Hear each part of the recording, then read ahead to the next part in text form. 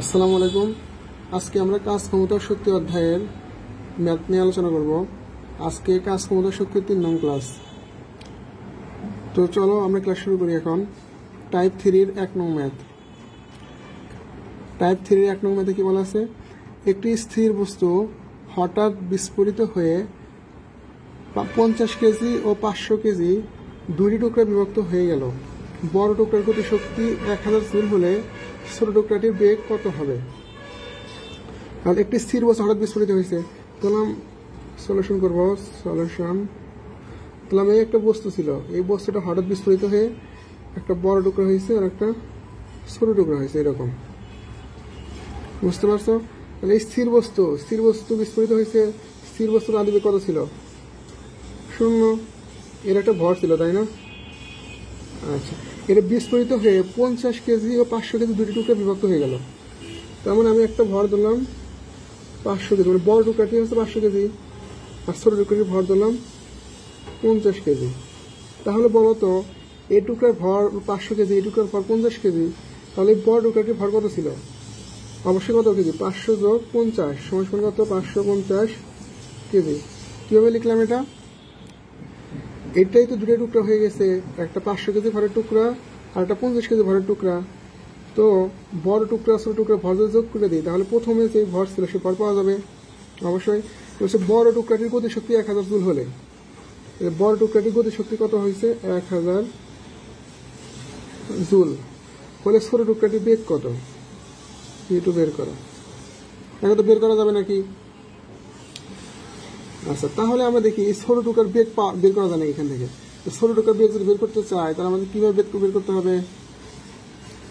ওই গতিশক্তি নির্ণয় সূত্র আমরা কি জানি? E(1 = ½ m1 v1 square. তাহলে গতিশক্তির মান দেওয়া আছে 1000, হাফ ইন্টু m এর মান দেওয়া আছে কত? 500 কেজি। এখান থেকে v1 স্কয়ার আর এখান থেকে v1 এর মান বের হবে। v1 এর মান কত বের হবে ক্যালকুলেশন করলে? 2 মিটার পার সেকেন্ড। ঠিক আছে। আচ্ছা, তারপরে দেখো কি বলছে, যে আমার তো মেন উদ্দেশ্য কোনটা বের করা? v2 এর মান বের করা, তাই না? v2 এর মান বের করতে হবে। তাহলে v2 এর মান বের করার জন্য আচ্ছা আমরা ভরবেগের নির্দেশক সূত্র লিখতে পারবো। ভরবেগের নির্দেশক সূত্র কি ছিল? এরকম ছিল না? m1 v1 plus m2 v2 = mu। অর্থাৎ ভরবেগের সংরক্ষণশীলতার সূত্র কি? যদি একাধিক বস্তুর মধ্যে ক্রিয়া এবং প্রতিক্রিয়া ছাড়া অন্য কোনো বল কাজ না করে, তাহলে আদি ভরবেগ এবং শেষ ভরবেগের কোনো পরিবর্তন হবে না। তাহলে শেষ ভরবেগ সমান কি লিখতে পারি? আদি ভরবেগ, তাই না? তাহলে বলো তো m1 এর মান কত? এখানে m1 এর মান হলো 500 কেজি। v1 এর মান কত? 2 বের করছি না? 2। তারপরে m2 এর ভর কত? 50 কেজি গুণন v2 এর মান কত? v2 এর মান বের করবো আমরা। আর এই যেখানে বড় ভর, সম্পূর্ণ ভর কত? 550 গুণন আদি বেগ ছিল 0। তাহলে এটা ক্যালকুলেশন করলে এখান থেকে v2 এর মান বের করা সম্ভব? অবশ্যই সম্ভব। ক্যালকুলেশন করলে কত আসে? 20 মিটার পার সেকেন্ড আনসার। তাহলে এটা কিভাবে বের করলাম আমরা? কোন অধ্যায় সূত্র থেকে? বল নির্ণয়ের সূত্র থেকে, তাই না? ভরবেগ নির্ণয়ের সূত্র। ঠিক আছে, তাহলে এই ধরনের ম্যাথ করা যাবে এখন। আচ্ছা, আমরা আজকে নেক্সট ম্যাথে চলে যাই।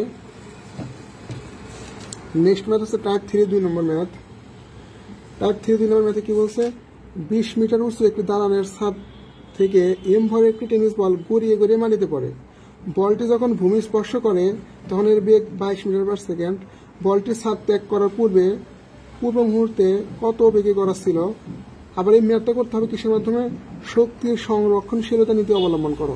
অর্থাৎ এই সূত্রের সাহায্যে করতে হবে ম্যাথ, অন্য কোনো সূত্রতে পারলে করা যাবে না। তাহলে প্রথমে একটা ছাদ আঁকা, এরকম ছিল একটা ছাদ। এর উচ্চতা ছিল কত মিটার? 8 মিটার, তাই না? কত? 20 মিটার উঁচু ছাদ। তাহলে এই সংখ্যা দেওয়া আছে 20 মিটার। 20 মিটার উঁচু ছাদ থেকে একটা বল এই যেখান থেকে গড়াতে কি করছে? এই যেখান থেকে ভূমিতে বসছে। এখান থেকে গড়াতে কি হয়েছে? ভূমিতে বসছে। যখন ভূমিতে পড়ে তখন তার বেগ ছিল কত? 22 মিটার পার সেকেন্ড। কারণ বলছে যে এখানে গড়ে দিয়েছিল না, কত বেগে গড়াচ্ছিল, ইউ ইকুয়াল টু হট, কত বেগে গড়াচ্ছিল। আর এই বলটি ভর দেওয়া আছে, এটা ভর দেওয়া আছে এম, ঠিক আছে। তাহলে শক্তির সংরক্ষণশীলতা নীতি অনুযায়ী, তাহলে দেখো শক্তির সংরক্ষণশীলতা নীতি আমাকে জানতে হবে আগে, তাই না? তাহলে ধরলাম এটা হচ্ছে 1 নং পয়েন্ট, এটা 1 নং পয়েন্ট, আর এটা ধরলাম 2 নং পয়েন্ট।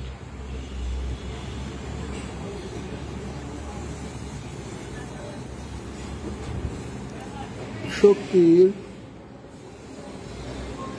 সংরক্ষণশীলতা সূত্র অনুযায়ী আমরা শক্তির সংরক্ষণশীলতা সূত্র অনুযায়ী কি জানি? তাহলে শক্তি অবিনশ্বর, শক্তিকে সৃষ্টি করে ধ্বংস করা যায় না, শুধুমাত্র এই অবস্থা থেকে অন্য অবস্থায় রূপান্তর করা যায়। আমরা বলতে পারবো না যে এখান থেকে 1 নং পয়েন্টের শক্তি, 1 নং এর শক্তি ইকুয়াল টু 2 নং পয়েন্টের শক্তি, এটা শক্তি সংরক্ষণ নীতি। তাহলে এখান থেকে কি লেখা যাবে?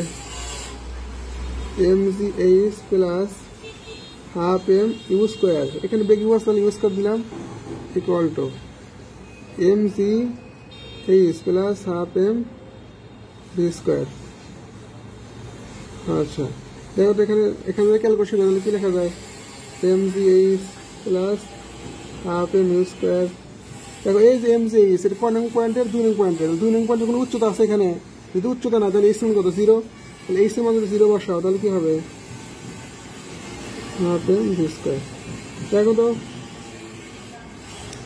এখান থেকে এমটা কমন নিলাম, এম কমন নিলে কি থাকে? gh plus half U square, আর এখান থেকে এটা মান তো 0 plus half M V square. তাহলে এই এম আর এম কাটাকাটি হয় না, কাটাকাটি হলে আমরা মান বসাই, জি মান আছে 9.81 ইন্টু এইচ এর মান 20, হাফ ইন্টু ইউ এর মান বের করবো, আর হাফ ইন্টু এম, এম তো কাটাকাটি হয়ে গেছে, তাই না? এই যে এম আর এম কাটাকাটি হয়ে গেছে, আর ভি মানে কত? 22 স্কোয়ার।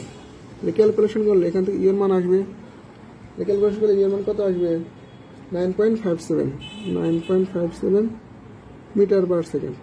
তাহলে কত বেগে গড়াচ্ছিল? 9.5 মিটার পার সেকেন্ড বেগে গড়াচ্ছিল। এটা কি হবে? অ্যান্সার। ঠিক আছে, তাহলে এটা যদি তোমরা করতে চাও, ভাই আমি শুধু করবো V square equal to U square minus 2gh, না এই শুধু করা যাবে না। কেন করা যাবে না?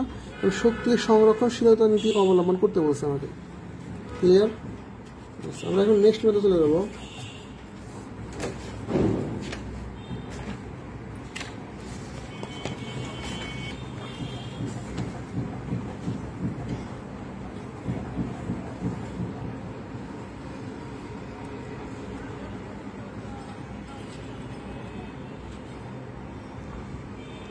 আচ্ছা নেক্সট ম্যাথ কি বলছে? টাইপ 4 এর 2 নম্বর ম্যাথ। একজন লোকের ভর ও গতিশক্তি যথাক্রমে একটি বালকের ভরের দ্বিগুণ, তাই না? তারপরে কি বলছে? গতিশক্তি অর্ধেক। লোকটির বেগ 1 মিটার পার সেকেন্ড বৃদ্ধি পেলে তার গতিশক্তি বালকের গতিশক্তির সমান হয়। এদের বেগ নির্ণয় করো। তাহলে আমরা ম্যাথ করা শুরু করি। ধরে নেই একজন লোকের ভর বালকের ভরের দ্বিগুণ, তাই না? তাহলে ধরে নেই বালকের ভর ধরে নেই,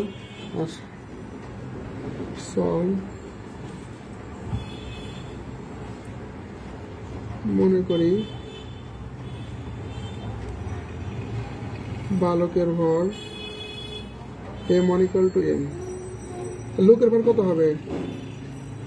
লোকের ভর m2 = 2m। বুঝতে পারলো নাকি? একজন লোকের ভর একটি বালকের ভরের দ্বিগুণ, তাই না? তাহলে লোকের ভর যদি বালকের ভর যদি m হয়, তাহলে লোকের ভর কত হবে? বালকের ভরের দ্বিগুণ, অবশ্যই 2m। আচ্ছা ঠিক আছে। আবার কি বলছে এখানে দেখো, একজন লোকের গতিশক্তি বালকের গতিশক্তির অর্ধেক, তাই না? তাহলে শর্ত মতে একটা শর্ত কি দিচ্ছে? শর্ত মতে কার গতিশক্তি? এখানে দেখো একজন লোকের প্রথমত যথাক্রমে দিচ্ছে, ভর দিচ্ছে, ভরটা লিখলাম, তারপর গতিশক্তি। একজন লোকের গতিশক্তি যথাক্রমে একজন বালকের গতিশক্তির অর্ধেক।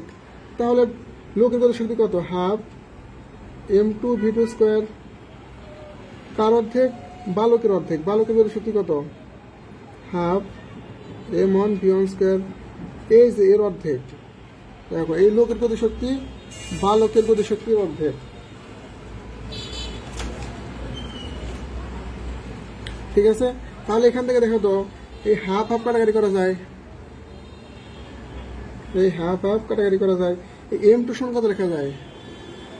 m2 সমান কত লেখা যায়? 2m, তাই না? 2m into v2 square equal two, দেখো তো m1 সমান কি লেখা যায়? m1 সমান কি লেখা যায়? m লেখা যায় ইন্টু v1 স্কয়ার। তাহলে এখান থেকে m কাটাকাটি করা যায় আবার, তাহলে v1 স্কয়ার সমান কি লেখা যায়? 4v2 square.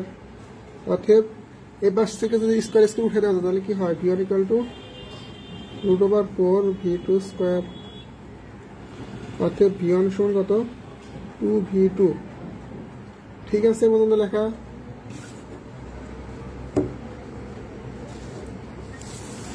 তারপরে দেখো আবার একটা শর্ত বলছে কি, তারপর লাইনে বলছে লোকটির বেগ যদি 1 মিটার পার সেকেন্ড বৃদ্ধি পেলে তার গতিশক্তি বালকের গতিশক্তির সমান হয়। তার মানে এগেইন শর্ত দিয়ে ম্যাথ করো।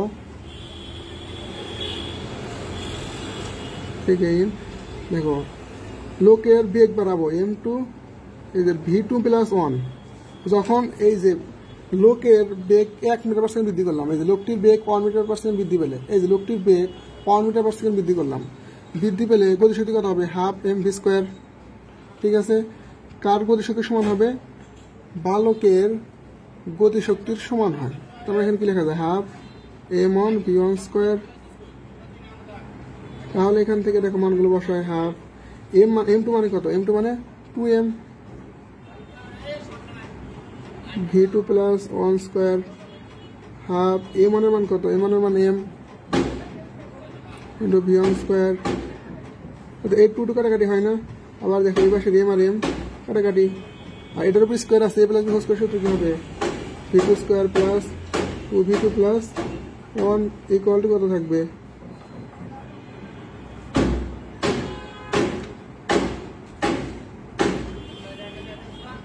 v1 স্কয়ার ভাগ 2। তাহলে গুণ করলে কি হয়? 2v2 square plus 4v2 plus 2 equal to v1 square. আবার দেখো আমরা v1 এর মান পাইছি না, এখানে v1 সমান লেখা যায় 2v2 এর মানটা বসাই, 2v2 square plus 4v2 plus 2। তাহলে v1 স্কয়ারের মান কত বসানো যায়? 2v2 এর উপর স্কয়ার করে, অথবা এটা v1 স্কয়ার মান না, সরাসরি যদি এখান থেকে মানটা বসাই কত বসাতে পারবো? 4v2 square, 4v2 square. তাহলে 4v2 স্কয়ার এটা কি করো? এই পাশে সব বিয়োগ করে দাও, 4v2 square minus 2v2 square minus 4v2 minus 2 equal to 0। তাহলে ক্যালকুলেশন কি থাকে? 2v2 square minus 4v2 minus 2 equal to 0।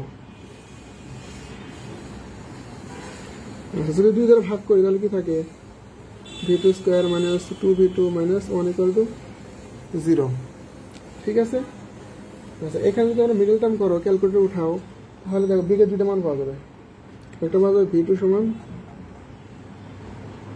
2.4142 metre per second, আর একটা পাওয়া যাবে v2 সমান মাইনাস 0.414 মিটার পার সেকেন্ড। এটা যেটা নেগেটিভ, এটা গ্রহণযোগ্য নয়, এত জানো। তাহলে দেখো বলছে এদের বেগ নির্ণয় করো, তাহলে এই v2 মানে কার বেগ? লোকের বেগ পেয়ে গেছি না, যেহেতু লোকটাকে আমি 2 দ্বারা প্রকাশ করছিলাম। আচ্ছা তাহলে বলো তো বালকের বেগ কত হবে?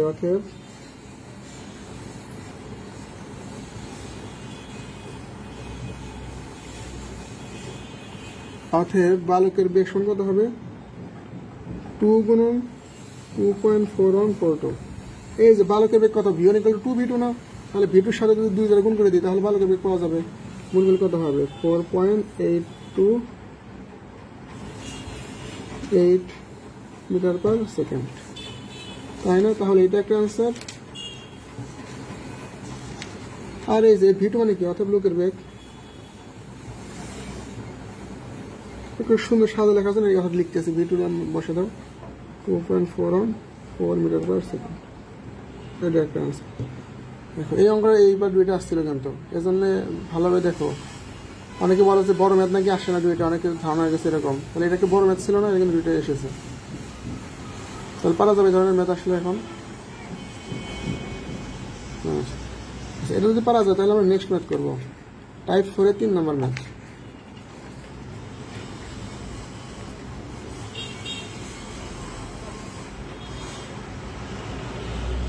টাইপ 4 এর 3 নম্বর ম্যাথ।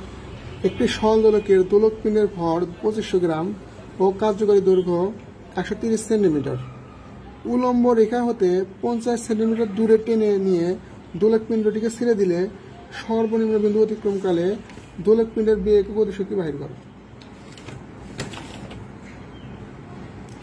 তাহলে আমরা এখানে চিত্র আঁকাই, সরল দোলক আঁকাই। এখানে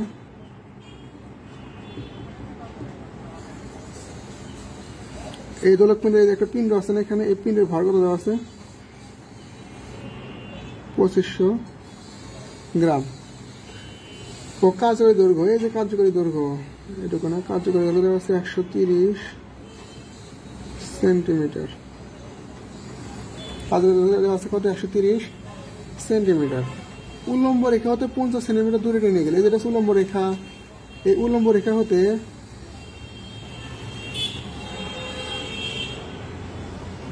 উল্লম্ব রেখা হতে 25 সেন্টিমিটার দূরে টেনে নিয়ে গেলে, সরি 25 না 50, উল্লম্ব রেখা হতে 50 সেন্টিমিটার দূরে টেনে নিয়ে দোলক পিণ্ডটিকে ছেড়ে দিলে, তাহলে এখানে টেনে নিবে, তখন এরকম হবে না, দোলকটা এরকম দেখতে হবে। ছেড়ে দিলে কি হবে, এখানে দুলতে শুরু করবে না, এখানে নিয়ে যদি আমরা ছেড়ে দিই তাহলে দোলকটা এবার দুলতে শুরু করবে, এবার দুলতে শুরু করবে, দেখো এভাবে দুলতে শুরু করবে। সর্বনিম্ন বিন্দু অতিক্রমকালে দোলক পিণ্ডের বেগ ও গতিশক্তি বাহির করো। তাহলে এখানে সর্বনিম্ন বিন্দু কোনটা, অবশ্যই সর্বনিম্ন বিন্দু এইটা, এইটা না সর্বনিম্ন বিন্দু। তাহলে এই পয়েন্টের বেগ কত হবে এবং গতিশক্তি কত হবে বাহির করো। আচ্ছা, এটা বাহির করার জন্য আমাকে যেটা করতে হবে, দেখো তো এই যে সুতার দৈর্ঘ্য, কাজের দৈর্ঘ্য এটুকু ছিল 130 সেন্টিমিটার, তাহলে বলো তো এইখান থেকে এ পর্যন্ত কাজের দৈর্ঘ্য এটা কত হবে 130 সেন্টিমিটার। তাহলে দেখো এটা একটা সমবাহী ত্রিভুজ হয়েছে, এখানে সমবাহী ত্রিভুজের প্রতিভুজের মান দেওয়া আছে, ভূমির মান দেওয়া আছে, তাহলে লম্বান বের করা যাবে। লম্বান বের করলে কত আসে, লম্বান বের করলে আসে 120 সেন্টিমিটার। এই যে লম্বার মান 120 সেন্টিমিটার। তাহলে বলো তো এই যে এটুকুর মান কত, এই যে এটুকুর মান হচ্ছে এটা টোটাল 130 আর এটুকু আছে 120, তাহলে এটুকু কত হবে, এটুকু হবে 10 সেন্টিমিটার। তাহলে এই পর্যন্ত নিয়ে আসলে ট্রেনে ছেড়ে দিচ্ছে, এখানে তাহলে বেগ কত, এখানে এর বেগ হচ্ছে 0। এখানে বেগ যদি 0 হয় তাহলে এই পয়েন্টের বেগ আমরা বের করতে পারবো, অবশ্যই এই পয়েন্টের বেগই তো যেটা, এই পয়েন্টের বেগ, ঠিক আছে।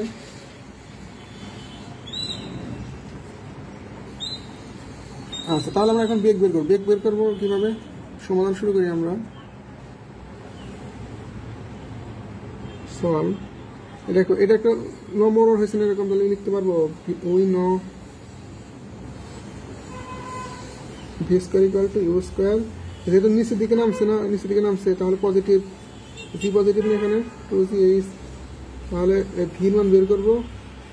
যেহেতু ওই পাশে স্কয়ার ছিল ওই পাশে কি হবে রুট, ই এর মান কত 0, 2 × 9.8 ইন্টু এইচ এর মান কত, এইচ এর মানে এইটুকু এইচ, এইটুকু এইচ এর মান কত 10 সেন্টিমিটার। ক্যালকুলেশন করলে আসলে ভির মান কত আছে, ভির মান আসে প্রায় 140। ও দেখো এগুলো কি সেন্টিমিটার আছে না 10, তাহলে কোন সিজিএস এককে, সিজিএস এককে জির মান কত 981, এটা কিন্তু 9.8 হবে না, অবশ্যই 981 হবে। তাহলে ক্যালকুলেশন করলে কত আসবে 140 সেন্টিমিটার পার সেকেন্ড। এটা কি হবে একটা অ্যান্সার। এটা সর্বনিম্ন বিন্দু অতিক্রমকালে বেগ, তাহলে বেগ পাইলে অবশ্যই গতিশক্তি পাওয়া যাবে না, গতিশক্তির সূত্র কি হবে, TK equal to half M V square. তাহলে এখানে হাফ লিখলাম, ভর কত, এত পিনে ভর দেওয়া আছে কত 2500 গ্রাম, এটা আমরা সব সিরিয়াস আগে রাখছি, তাহলে কোনো সমস্যা নাই। আর ভির মান হচ্ছে 140 স্কয়ার। তাহলে ক্যালকুলেশন করলে কত আসে 24.5 × 10⁶, তাই না। তাহলে গতিশক্তির একক সিজিএস এককে কি হবে, অবশ্যই আর কাজের একক আর শক্তির একক একই, তাহলে সিজিএস এককে কাজের একক আর শক্তির একক হয় আর, ঠিক আছে। এটা একটা অ্যান্সার। খুব কঠিন অঙ্ক এগুলো, পারা যাবে না? অবশ্যই পারা যাবে। তাহলে আমরা নেক্সট ম্যাথ করি। টাইপ 4 এর 9 নম্বর অঙ্ক। টাইপ 4 এর 9 নম্বর কি বলছে? একটি জলবিদ্যুৎ কেন্দ্রে বাঁধের উচ্চতা 10 মিটার, 1 মেগাওয়াট বিদ্যুৎ উৎপাদন করতে প্রতি সেকেন্ডে টারবাইনের উপর কি পরিমাণ, প্রতি সেকেন্ড টারবাইনটির ব্লেডগুলোর উপরে কত কিলোগ্রাম পানি পড়তে হবে, এটা তো চাইছে। তাহলে দেখো তো এখানে কি দেওয়া আছে? একটি জলবিদ্যুৎ কেন্দ্রে বাঁধের উচ্চতা, তাহলে আমরা লিখি গিভেন বাঁধের উচ্চতা দেওয়া আছে কত মিটার? 10 মিটার। 1 মেগাওয়াট বিদ্যুৎ উৎপাদন করতে, তাহলে ক্ষমতা মান কত দেওয়া আছে? 1 মেগাওয়াট। তাহলে 1 মেগাওয়াট সমান কত লেখা যাবে? 10 to the power 6 watt. 1 megawatt বিদ্যুৎ উৎপাদন করতে প্রতি সেকেন্ডে, তার মানে সময় মানে কত সেকেন্ড? 1 সেকেন্ড। টারবাইনের ব্লেডগুলোর ওপর কত কিলোগ্রাম পানি পড়বে? কত কিলোগ্রাম মানে কি? ভরের মান হট, তাই না? তাহলে দেখো ক্ষমতার সূত্র থেকে আমরা কি লিখতে পারি?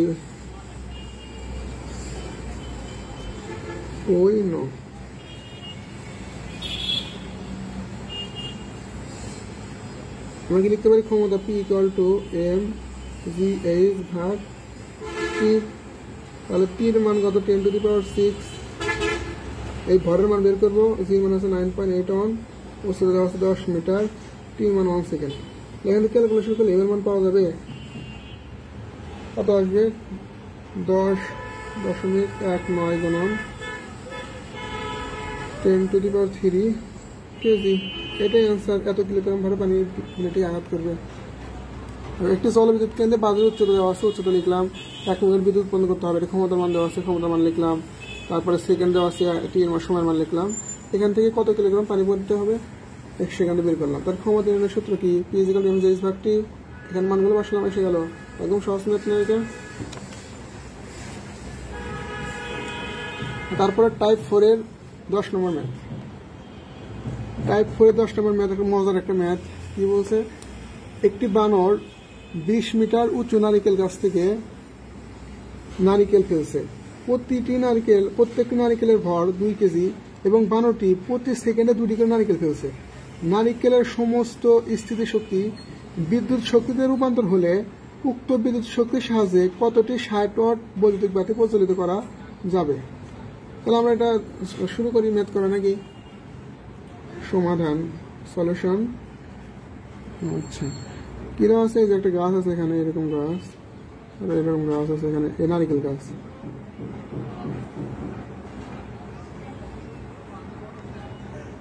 এই নারিকেল গাছের সাথে এখানে নারিকেল চলে আসছে, এখানে নারিকেল চলে আসছে, এরকম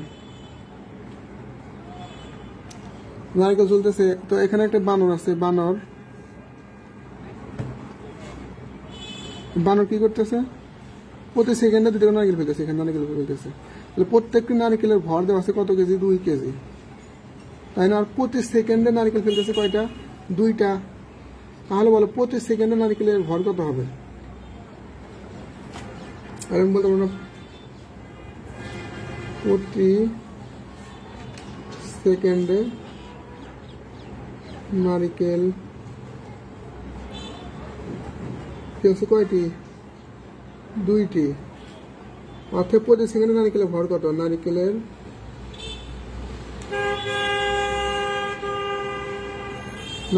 ভর কত হবে প্রতি সেকেন্ডে? যদি 2টি, তাহলে 2 যোগ 2 গুণন 2 সমান কত? 4 কেজি। এটা হচ্ছে প্রতি সেকেন্ডে কত কেজি ভর নারিকেল ফেলছে?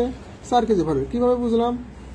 প্রত্যেকটি নারিকেলের ভর 2 কেজি এবং প্রতি বানর প্রতি সেকেন্ডে 2টি করে নারিকেল ফেলছে। তাহলে একটা নারিকেলের ভর যদি হয় 2 কেজি এবং প্রতি সেকেন্ডে 2টি করে নারিকেল ফেলে, তাহলে প্রতি সেকেন্ডে কত কেজি ভর নারিকেল ফেলছে? 4 কেজি, তাই না? এই যে এই গাছের উচ্চতা কত দেওয়া আছে? নারিকেল গাছের উচ্চতা দেওয়া আছে h = 20 মিটার, তাই না? এখন বলছে নারিকেলের সমস্ত স্থিতিশক্তি বিদ্যুৎ শক্তিতে রূপান্তর হলে, তাহলে বলো আগে স্থিতিশক্তি মান বের করে নাও কত হয়। স্থিতিশক্তি সমান সূত্র কি? mgh। তার m এর মান কত? 4, g এর মান 9.81, h এর মান কত? 20 মিটার উচ্চতা, তাই না? তাহলে দেখো তো এটা গুণ করলে কত হয়, 784.8 জুল। তাহলে বলো তো বানর এই যে এই কাজটা করতেছে না, স্থিতিশক্তি, এটাতে কাজ, এই কাজ করার জন্য তার ক্ষমতা লাগতেছে কত, ক্ষমতা অর্থাৎ ক্ষমতা P সমান W/T, 784.8 জুল কাজ করতেছে কত সেকেন্ডে, 1 সেকেন্ডে, তাই না? কিন্তু প্রতি সেকেন্ডে এই কাজটা করতেছে। তাহলে এখানে মান বের হবে কত, 784.8 ওয়াট। তাহলে বানরের ক্ষমতা কত, অর্থাৎ বানরের নারিকেল ফেলার জন্য ক্ষমতা হইতেছে কত, 784.8 ওয়াট। এখন বলছে এই শক্তিটা, এই স্থিতিশক্তিটা যদি বিদ্যুৎ শক্তিতে রূপান্তর করা হয় তাহলে উক্ত শক্তির সাহায্যে 60 ওয়াটে কতটি বাল্ব প্রজ্বলিত করা যাবে। তাহলে অতএব 60 ওয়াটের বাল্ব প্রজ্বলিত করা যাবে 784.8 ভাগ 60, তাই না? সমান কত আসে, 13.080। যদি কতটি, তাহলে একদম ফ্র্যাকশন মান না রাখে আমরা একদম রাউন্ড ফিগার দেখাই, 13টি, এটাই আনসার। অর্থাৎ নারিকেল ফেললে তো স্থিতিশক্তি উৎপন্ন হবে। এখানে এই স্থিতিশক্তিকে যদি আমরা ক্ষমতায় নিয়ে যাই তাহলে সময় দ্বারা ভাগ করলে ক্ষমতা পাওয়া যাবে, সময় মানে 1 সেকেন্ড। তাহলে 784.8 ওয়াট হচ্ছে বানরের ক্ষমতা। তাহলে এই ক্ষমতাটা যদি স্থিতিশক্তি থেকে বিদ্যুৎ শক্তিতে রূপান্তর করা হয় তাহলে 60 ওয়াটের কয়টি বাল্ব প্রজ্বলিত করা যাবে। তাহলে দেখি যে 60 ওয়াটের কয়টি বাল্ব প্রজ্বলিত করা যাবে, কি করতে হবে, 60 ভাগ দিলে পরে পাওয়া যাবে না, কতটি পাওয়া যাবে, তাহলে 13টি বাল্ব প্রজ্বলিত করা যাবে, এটাই অ্যান্সার। আর মজার ম্যাথ না এটা। আচ্ছা, নেক্সট ম্যাথ।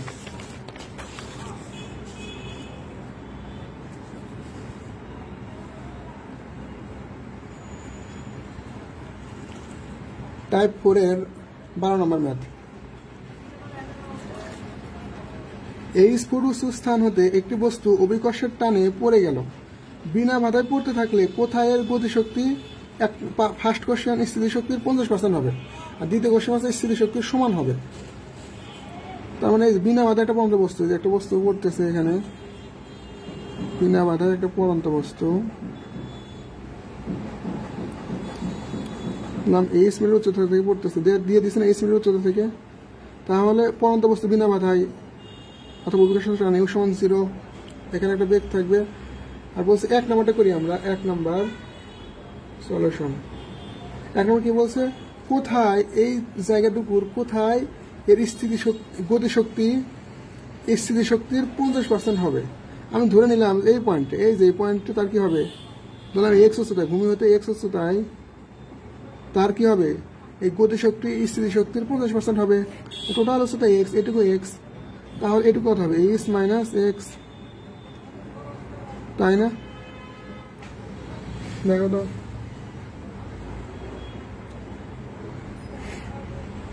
তাহলে আর ফার্স্ট কন্ডিশনের শর্ত কি দিচ্ছে, স্থিতিশক্তি গতিশক্তি বলতে কাইনেটিক এনার্জি স্থিতিশক্তির 50%, তাই না? 50% কার, স্থিতিশক্তির, পটেনশিয়াল এনার্জি। এখানে আমরা লিখতে পারবো না যে half M V square equal to 50% মানে 50/100 এম জি এইচ। হয়তো বুঝতে পারছো নাকি? তাহলে এই বেগটা, এই বেগটা কোন পয়েন্টের বেগ, অবশ্যই এই যে এই পয়েন্টের বেগ, এই পয়েন্টের বেগ বের করতে হবে আমাকে। তাহলে এই পয়েন্টের বেগ আমরা কিভাবে বের করবা, এই পয়েন্টের বেগ আমরা কিভাবে বের করবো, মানে লিখতে পারবো না V square equal to U square, যেহেতু এই বস্তু নিচে পড়ছে তাহলে পজিটিভ 2gh, তাহলে ভি স্কোয়ারের মান বের করবো, যেটা আমাকে এখানে সরাসরি ভি স্কোয়ার মান বের করতে হবে। তাহলে এখানে সরাসরি ভি স্কোয়ার মান বের করে নাও। আদি বেগ আছে কত, 0, 2 ইন্টু জি, এটুকু উচ্চতা কত, এটুকু উচ্চতা হচ্ছে এইচ মাইনাস এক্স। তাহলে অর্থে ভি স্কোয়ার সমান সূত্র কি দাঁড়ালো, 2gh মাইনাস 2gx। তাহলে বুঝতে পারছো নাকি, এইটুকুর জন্য আমরা করলাম, এইটুকুর জন্য করলে ভি স্কোয়ার ইকুয়াল টু এখানে এই পয়েন্টের বেগ, এই পয়েন্টের বেগ, V square equal to U square জিনিস এখানে আনতেছে প্লাস 2g এইচ, এইচ বলতে এখানে কতটুকু এইচ মাইনাস এক্স, তাহলে এখানে মান বসালাম, এখান থেকে ভি স্কোয়ার ইকুয়াল টু কি পেলাম 2g H minus 2g x. তাহলে এখানে দেখো হাফ এম ভি স্কোয়ার 50 কাটাকাটি করলে কি হয়, হাফ হয় না, হাফ এম জি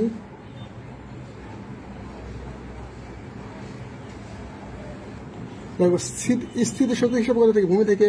তাহলে এম জি এইচ কোন পয়েন্ট থেকে নির্ণয় করতেছে, এই পয়েন্ট থেকে। এই পয়েন্টের ক্ষেত্রে উচ্চতা কতটুকু হবে, এটুকু উচ্চতা হবে না, এই যে এইটুকু উচ্চতা হবে। তাহলে এখানে হিসাব করতে কি বসবে এক্স, কারণ কি স্থিতি শক্তির হিসাব হয় সর্বদা ভূমি থেকে।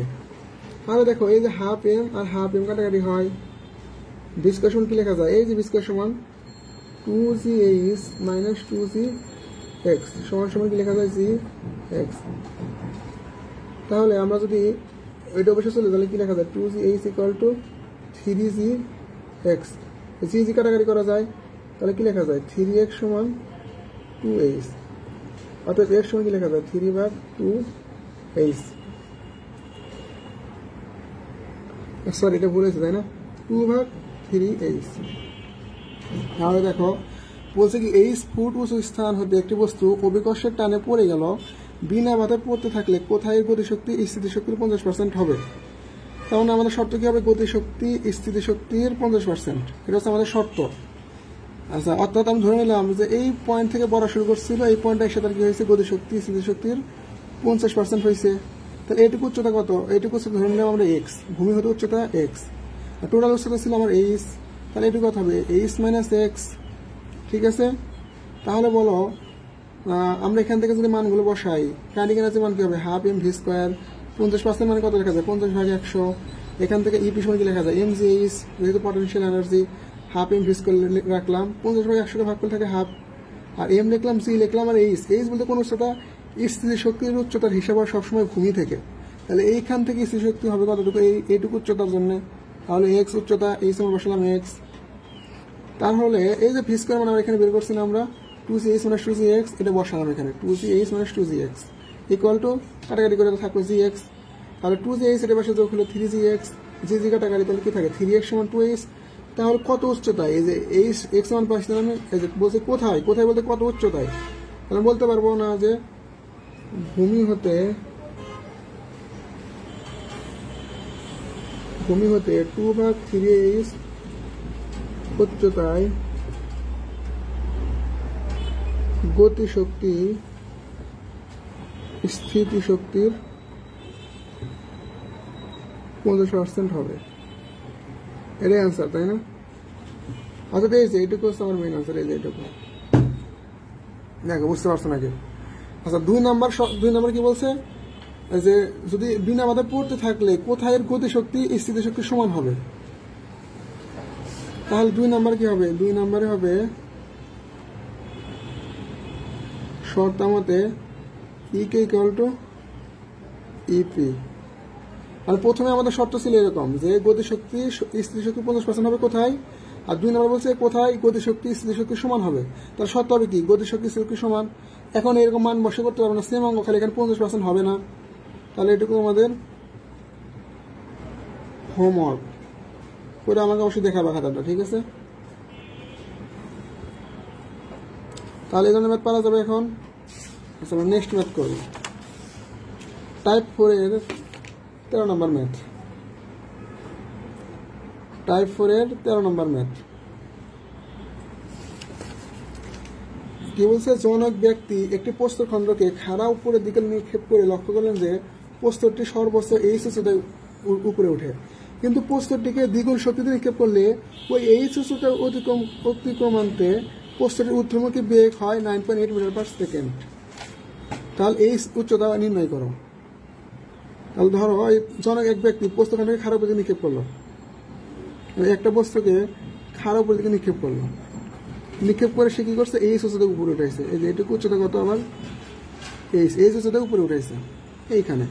তাহলে এখানে ওঠার পরে তার শেষ কত হয়ে যাবে 0, কারণ কি জনক ব্যক্তি একটি প্রস্তরখণ্ডকে খাড়া উপরের দিকে নিক্ষেপ করে লক্ষ্য করলেন যে বস্তুটি সর্বোচ্চ এইচ উচ্চতায় ওঠে, তাহলে সর্বোচ্চ উচ্চতা ভির মান কত অবশ্যই 0। তারপরে কি বলছে কিন্তু প্রস্তরটিকে দ্বিগুণ শক্তিতে নিক্ষেপ করলে, কিন্তু এই প্রস্তরটিকে যদি আগের তুলনায় দ্বিগুণ শক্তিতে নিক্ষেপ করে তাহলে এই যে এই উচ্চতা অতিক্রম করতে এই পয়েন্টে তার বেগ হয় কত 9.8 মিটার পার সেকেন্ড। এখন বলছে এই উচ্চতা এইচ এর মান নির্ণয় করো। দেখো তাহলে দেখো তো এই পয়েন্টে একটা শক্তি থাকবে না, এই পয়েন্টটা দিলাম 1 নম্বর পয়েন্ট, আর এই দ্বিতীয় বস্তু থেকে এখানে দিলাম 2 নম্বর পয়েন্ট। এইখানে যদি শক্তি হয় ই কে, এখানে শক্তি কত হবে 2 নম্বর পয়েন্টের শক্তি কত হবে 2 ই কে, কারণ কি দ্বিগুণ শক্তি নিক্ষেপ করছে তাই না। তার মানে এই পয়েন্টে যদি ই কে হয়, শক্তির তো ধ্বংসও নাই, সৃষ্টিও নাই, বিনাশও নাই, কারণ এই পয়েন্টে যদি শক্তি থাকে ই কে, এই পয়েন্টে শক্তি হবে কত ই কে। আর এখন যদি আগের তুলনায় দ্বিগুণ গতি শক্তি নিক্ষেপ করে তাহলে এই পয়েন্টে গতি শক্তি 2 ই কে, এই পয়েন্টে গতি শক্তি কত হবে 2 ই কে, তাই না? তাই হবে নাকি? আচ্ছা তাহলে দেখো তো এই পয়েন্টের মোট শক্তি কত। আমরা বলতে পারবো না যে 1 নং পয়েন্টের মোট শক্তি আর 2 নং পয়েন্টের মোট শক্তি, শর্ত দিতেছি দ্বিগুণ শক্তি। তাহলে এখান থেকে আমরা লিখতে পারবো এরকম যে এই পয়েন্টের শক্তিকে ধরলাম আমরা ই কে 1, আর এই পয়েন্টের শক্তিকে ধরলাম আমরা ই কে 2। বুঝতে পারতেছো না? এই পয়েন্টের শক্তি ধরলাম ই কে 2 আর এই পয়েন্টের শক্তি ধরলাম ই কে 1। প্রশ্ন বলছে এরকম দ্বিগুণ শক্তি নিক্ষেপ করতে হবে, তাহলে ই কে 2 সমান কি হবে 2 ই কে 1, মানে এই পয়েন্টের শক্তি হচ্ছে কি হবে এই পয়েন্টের শক্তির দ্বিগুণ। এই তো বলছে যে কিন্তু বস্তু থেকে দ্বিগুণ শক্তি নিক্ষেপ করলে, মানে প্রথমে শক্তি নিক্ষেপ করছে ই কে 1 শক্তিতে, এখন নিক্ষেপ করছে ই কে 2 শক্তিতে, তাহলে ই কে 2 সমান কি বলতে পারবে এটার দ্বিগুণ না, তাহলে ই কে 2 এই প্রথম গতির শক্তি দ্বিগুণ, তাহলে ই কে 2, তাহলে এখানে কি আছে M G H plus half M V square, আর এই পয়েন্টে কি আছে M G H plus half M V square. শক্তির যে নির্দিষ্ট থেকে আমরা এটাই জানি যে মোট শক্তি M G H plus half M V square.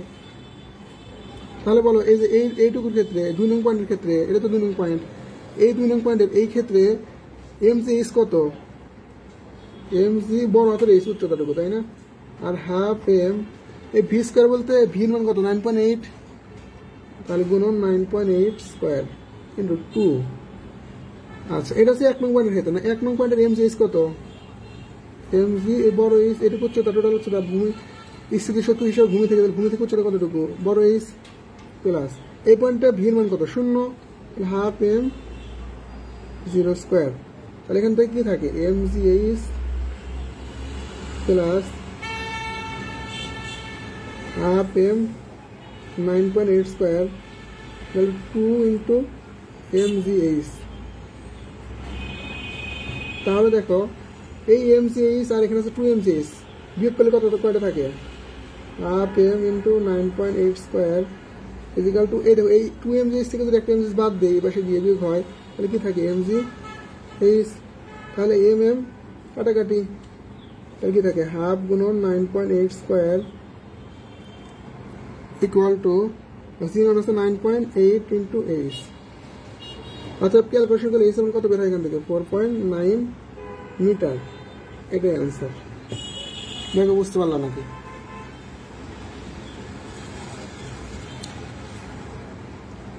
প্রশ্নটা ভালোভাবে পড়ো, পড়ে দেখো।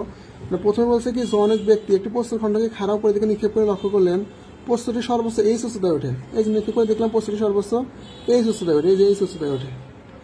তারপর কি বলছে যে কিন্তু প্রস্তরটিকে দ্বিগুণ শক্তি নিক্ষেপ করলে, মানে এখানে যে শক্তি নিক্ষেপ করা হয়েছে তার সাথে দ্বিগুণ শক্তি যদি এখানে নিক্ষেপ করা হয় তাহলে এই যে সর্বোচ্চ বিন্দু অতিক্রমান্তে অথবা এই উচ্চতা অতিক্রমান্তে এই পয়েন্টের বেগ 0 হবে না, যেহেতু শক্তি বেশি তাহলে এই পয়েন্টের বেগ থাকবে, বেগের মধ্যে হচ্ছে 9.8 মিটার পার সেকেন্ড।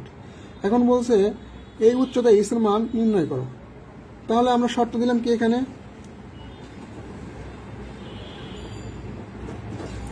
শর্ত দিয়েছিলাম কি যে এই পয়েন্টের শক্তি কি হবে দ্বিগুণ তাই না, এই পয়েন্টের শক্তির দ্বিগুণ, তাহলে লিখছে যে ই কে 2 এই পয়েন্টের শক্তির দ্বিগুণ, ঠিক আছে লেখা। তাহলে ই কে 2 বলতে এই পয়েন্টের শক্তি আছে কি M G plus half M V square 2 into E K 1, এই পয়েন্টের শক্তি M G plus half M V square.